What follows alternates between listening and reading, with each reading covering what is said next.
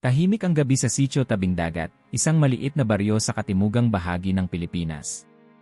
Ang mga alon ay dumadampi sa baybayin na para bang may ikinukwento, luma, sagrado, at hindi maintindihan. Lola, totoo ba yung sinabi mo kahapon? Na may mga lugar na itinago ng Diyos? Tanong ni Elias, isang 12 taong gulang na batang mahilig makinig sa mga kwento ng kanyang lola. Ngumiti si Lola Mercedes habang tinatapik ang buhok ng apo. Hindi lahat ng lugar ay basta lang ginawa, apo. May mga lupaing tinanim hindi lang ng kalikasan, kundi ng layunin. Mga lugar na may dahilan kung bakit hindi gaanong napapansin. Hindi pa niya alam, ngunit ang tanong na iyon ang magpapasimula ng pagbabagong magbabago sa pananaw ng buong baryo, at marahil, ng buong mundo. Sa kabila ng pagiging arkipelago ng mahigit 7,000 isla, nanatiling tila, hindi kasali, ang Pilipinas sa maraming malalaking giyera ng mundo. Hindi ito sentro ng politika, hindi rin ito kapangyarihan sa ekonomiya. Subalit, sa mata ng ilan, ang mismong pagiging laylayan nito ay ang dahilan kung bakit ito espesyal. Sa lungsod ng Davao, isang propesor na nagngangalang Mateo Ilustre, isang eksperto sa heograpiyang panrelihiyon, ay kasalukuyang gumagawa ng pananaliksik. Matagal na niyang pinag-aralan ang mga lugar na tila piniling hindi pansinin ng kasaysayan. Isang araw, habang binubuklat niya ang isang lumang kasulatan mula sa gitnang silangan, may nakita siyang mapa. Hindi ito karaniwang mapa, may markang hindi niya maipaliwanag, nasa bahagi ng Asya, tila isinadyang hindi pangalanan. Imposible, bulong niya. Bakit may ganitong marka sa rehiyon ng Pilipinas? Ang pagkakatuklas na iyon ang nagtulak sa kanya upang bumalik sa isang isla na matagal na niyang hindi nabibisita, ang Sitio Tabing Dagat, kung saan siya lumaki. Pagkarating niya sa sitio, sinalubong siya ni Elias, na ngayoy mas interesado pa sa mga alamat kaysa sa mga laruan. Doktor ka pala, Tito Mateo, sabik na sabi ng bata. Pwede niyo po ba akong turuan tungkol sa mga lihim ng mga isla natin? Napangiti si Mateo. Mas marami ka pa yatang alam kaysa sa akin. Pero sige, simulan natin sa isang tanong, bakit kaya hindi napapansin ang mga isla nating ito? Nagkatinginan ang matanda at bata. Isa ay dalubhasa sa mundo, isa ay dalisay pa ang pananaw. Ngunit pareho silang nakakaramdam ng parehong bagay, na ang lugar na iyon ay hindi ordinaryo. Sa paligid ng campfire, habang ang gabi lumalalim, nagsimulang magkwento si Lola Mercedes. Noong bata pa ako, may dumating na matandang dayuhan. Hindi siya marunong magtagalog, pero paulit-ulit niyang sinasabi, hidden, safe, chosen. Tila ba may hinahanap siya? Pagkatapos ng ilang araw, nawala na lang siya. Para bang nalunod sa kawalan. Napakunot noo si Mateo. Hindi niya inaasahan ang pagkakapareho ng kwento ni Lola sa kanyang mga nabasa. Isang ideya ang unti-unting nabubuo sa kanyang isipan, paano kung ang mga isla ay hindi lamang natural na taguan, kundi aktwal na bahagi ng plano ng Diyos. Sa mga sumunod na araw, sinimulan ni Mateo ang pag-ikot sa isla. Napansin niyang maraming bundok ay may mga landas na tila hindi likas, parang may nag-ukit. May mga kuweba na may simbolong kahawig ng mga sinaunang karakter sa Biblia. Hindi niya ito inaasahan. Ang akala niya ay katang-isip lamang ang koneksyon ng mga lugar sa mga propesya. Ngunit habang pinagmamasdan niya ang isang ukit sa loob ng kuweba, bigla siyang nagulat sa boses mula sa likod. Hindi ka nag-iisa, Mateo. Paglingon niya, isang matandang lalaking hindi niya kilala ang nakatayo.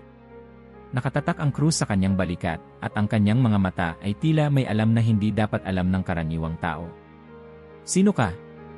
Isang tagapangalaga, tugon nito. At matagal na kitang hinihintay.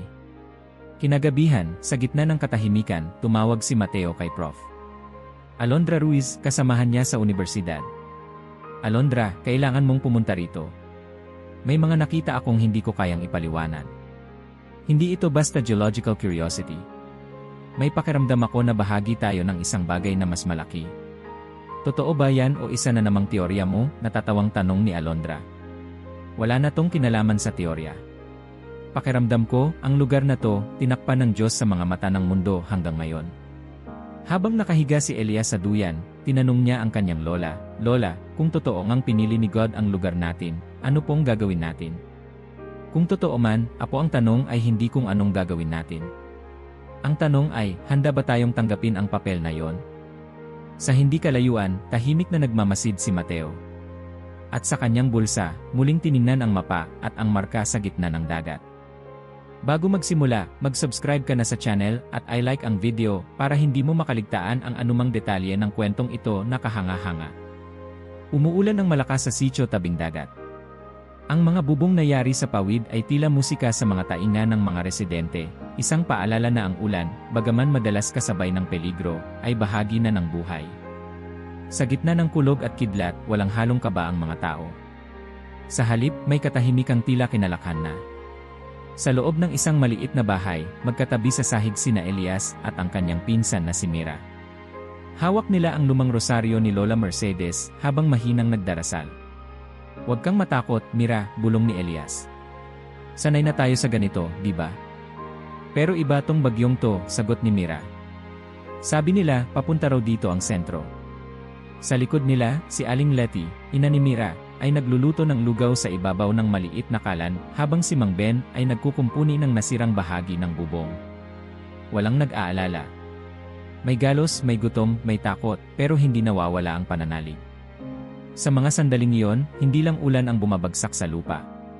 Parang may espiritong hindi natitinag, dumadaloy sa hangin. Isang lakas na hindi nakikita, ngunit dama. Sa bayan ng Nabunturan, ilang kilometro mula sa sitio, si Ia Mateo ay naroon kasama si Prof. Alondra na kararating lang. Naglalakad sila sa putikan, papunta sa simbahan ng baryo, upang makipag-usap sa pari roon. "Alam mo ba, Mateo," sabi ni Alondra habang tinatakpan ng ulo sa ulan, "kapag binabasa ko ang mga datos tungkol sa Pilipinas, damaged infrastructure, calamities, poverty index, naiisip ko, bakit hindi nawawasak ang loob ng mga tao rito?" "Yan din ang tanong ko," sagot ni Mateo. "At baka hindi lang ito resilience. Baka may dahilan kung bakit dito hinuhubog ang ganitong klase ng pananampalataya." Sa loob ng simbahan, naamoy nila ang amoy ng basang kahoy at kandila. Doon, isang maliit na grupo ng mga tao ang nagdarasal ng sama-sama.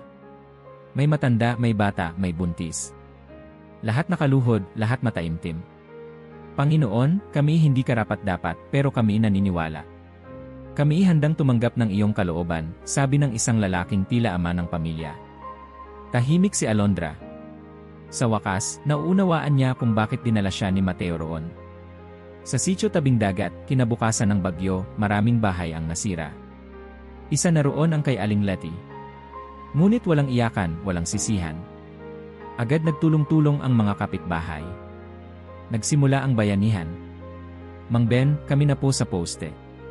Ginoo, naiakyat na ho namin ang mga gamit nyo sa mataas. Elias, punta ka sa barangay. Kailangan ng gamot ang lola mo."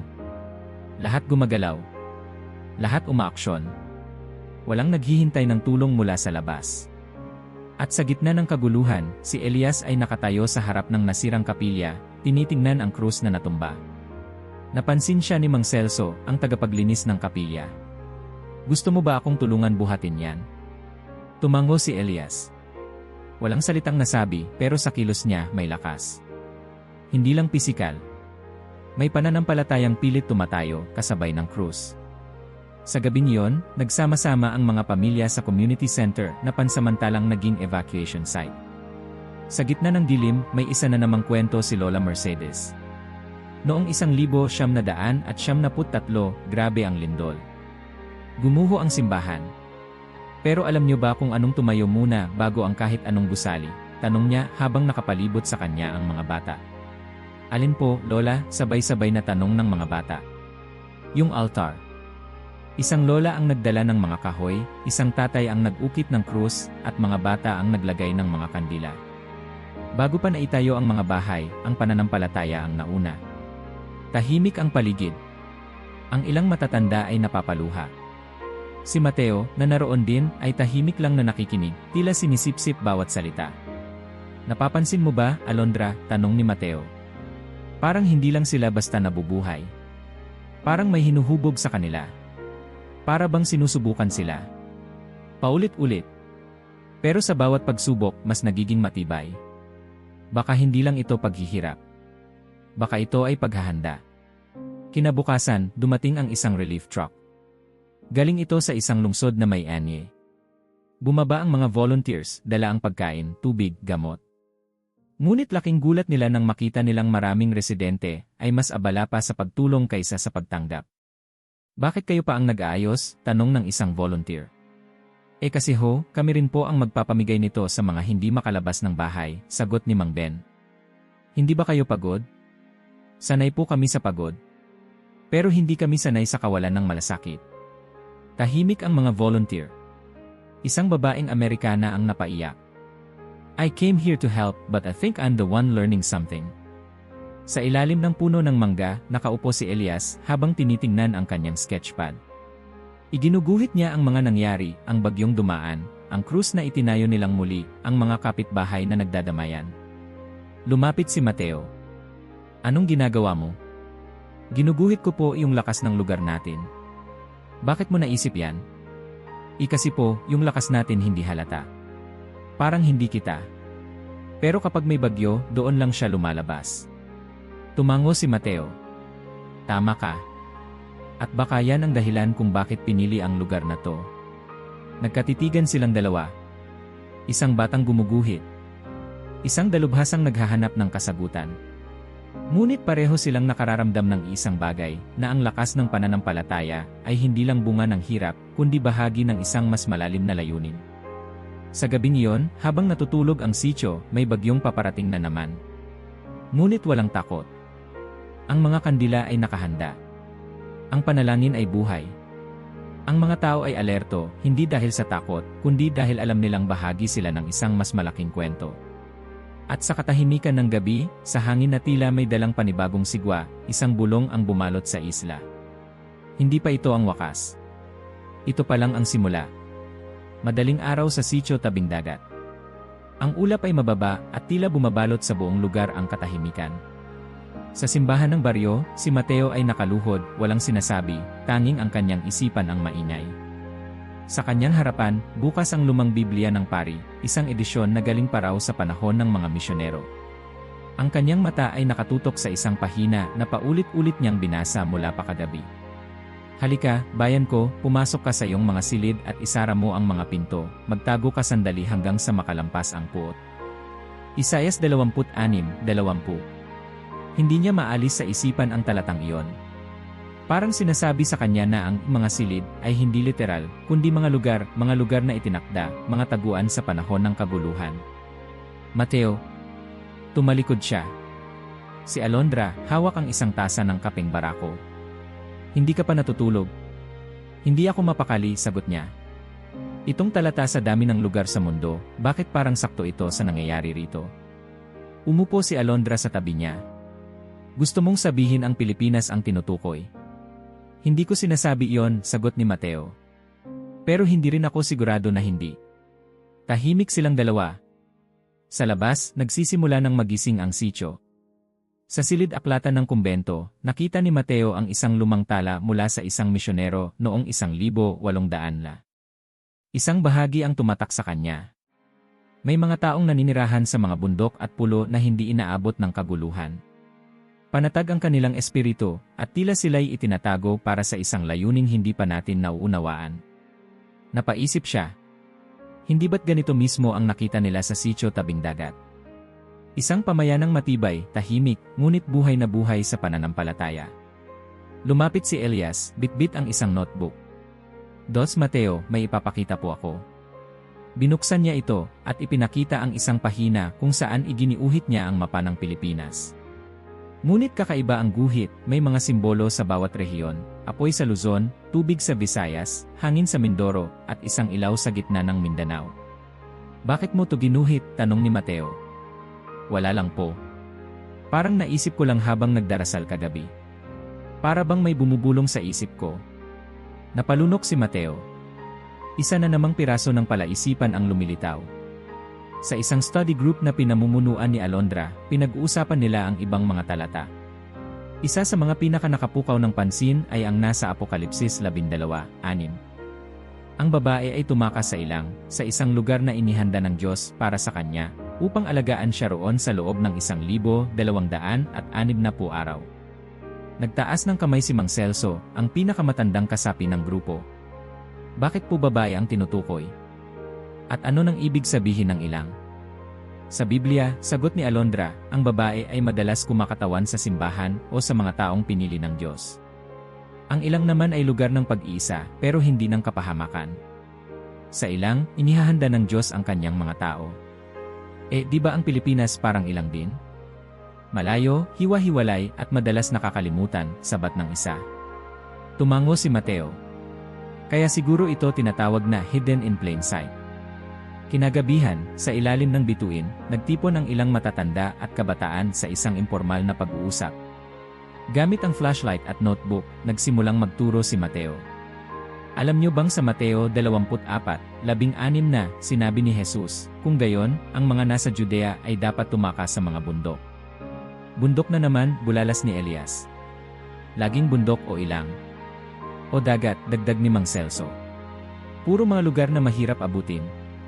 Pero ano po ba talaga ang sinasabi niyan? Na dapat tayong tumakas, tanong ni Mira. Hindi literal ang pagtakas, minsan. Minsan, tinatawag tayong maghanda, pisikal at espiritual, sagot ni Mateo. Tahimik ang lahat. Ano kung ang tinutukoy na bundok ay ang mga isla natin? Ang mga lugar na di madalas puntahan? Paano kung ang mga propesya ay hindi lang para sa mga banyaga, kundi para sa atin din? Napaisip ang lahat. Unti-unting lumalalim ang koneksyon. Kinabukasan, sinamahan ni Mateo si Alondra sa isang barangay sa kabilang isla. Sa bangka, habang tinatawid ang alon, hindi maiwasan ng dalawa ang magtanong sa isa't isa. Kung may tinutukoy ng lugar ang Biblia, at kung ang mga pahiwatig ay tumutugma sa Pilipinas, tanong ni Alondra. Bakit hindi pa rin ito alam ng buong mundo, dugtong ni Mateo? Sapagkat baka hindi pa panahon, sagot ng bangkero sa likod nila na tahimik lang kanina. May mga bagay na lumilitaw lang kapag handa na ang mga mata. Nagkatinginan sina Mateo at Alondra. Isa ka rin ba sa mga tagapangalaga? Tanong ni Mateo, kalahating seryoso, kalahating biro. Hindi ko alam ang tawag sa akin, sagot ng bangkero. Pero bata pa lang ako, alam ko na ang mga pulo natin ay hindi basta isla lang.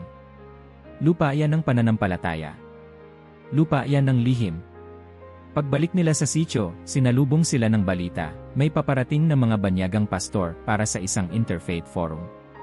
Gusto raw nilang matutunan kung bakit sa kabila ng kahirapan, ang pananampalataya ng mga tao rito ay hindi matitinan. Bakit ngayon? Tanong ni Alondra. Baka dahil hindi na natin sila kailangang hanapin. Baka sila mismo ang tinatawag na pumunta, sagot ni Mateo. Habang papalubog ang araw, isang matandang babae ang lumapit kay Mateo. Hindi niya ito kilala, ngunit may bitbit itong maliit na kahon. Ikaw si Mateo Ilustre, tanong nito. Opo. Iniwan sa akin to ng ama ko. Sinabi niyang ibigay ko raw to kapag may dumating na lalaking magtatanong tungkol sa mga isla. Binuksan niya ang kahon. Nandoon ang isang sinaunang papel, parang punit mula sa lumang aklat. Sa likod nito, may nakasulat sa Latin, ngunit malinaw ang isang linyang salin sa Tagalog. Ang taguan ng Diyos ay hindi lugar ng takot, kundi ng paninindigan. Tumayo si Mateo, hawak ang papel, habang nararamdaman niya ang bigat ng bawat salita. Ang mga alingaw ng propesya ay hindi na alingaw lamang. Isa na itong panawagan. Nagkakagulo na ang mundo. Hindi dahil sa headline ng dyaryo o breaking news kundi dahil sa isang uri ng ingay na hindi naririnig ng tenga. Isang ingay ng kalituhan, pagkalito, at pagkawalang layunin. Sa gitna ng ingay na ito, isang lugar ang tila tahimik ngunit buhay, ang Pilipinas. Sa simbahan ng Sitio Tabing Dagat, isang misa ang idinaraos para sa pagdating ng mga dayuhang pastor at tagapagsaliksik mula sa iba't ibang bansa. Nakaayos ang lahat, ngunit simple. Wala ni isang dekorasyong labis, tanging krus sa altar, at kandilang may apoy na hindi pumapaloob sa hangin. Sa unang bangko, nakaupo sina Mateo, Alondra, si Elias, at si Mira. Sa likuran nila, ang mga lider ng barangay, mga tagapangalaga ng pamana, at ilang mga bisitang banyaga na tahimik na nagmamasid. Ang lugar na ito, sabi ng pari sa kanyang homilya, ay tila simpleng piraso ng lupa. Ngunit sa mata ng pananampalataya, ito ay isang dambanang itinayo sa katahimikan. At baka nga, ito ay tinatawag na maging higit pa roon. Sa huling bahagi ng misa, lumapit ang isa sa mga banyaga, isang pastor mula sa Kenya. Umakyat siya sa harap, walang script, walang handang pananalita. Patawarin niyo ako, pero kailangan kong sabihin to, anya. Sa dami ng lugar na napuntahan ko, ngayon lang ako nakaramdam ng ganito. Hindi lang kapayapaan, parang may layuning humihinga sa lupa rito. Tumahimik ang simbahan. Ang hangin ay tila huminto upang makinig. Sa amin, may isang lumang kwento, patuloy niya. Kapag ang mga huling araw ay paparating na, ang mga tinawag ay di kailangang malakas, mayaman o sikat. Tinatawag sila kasi handa ang puso nila.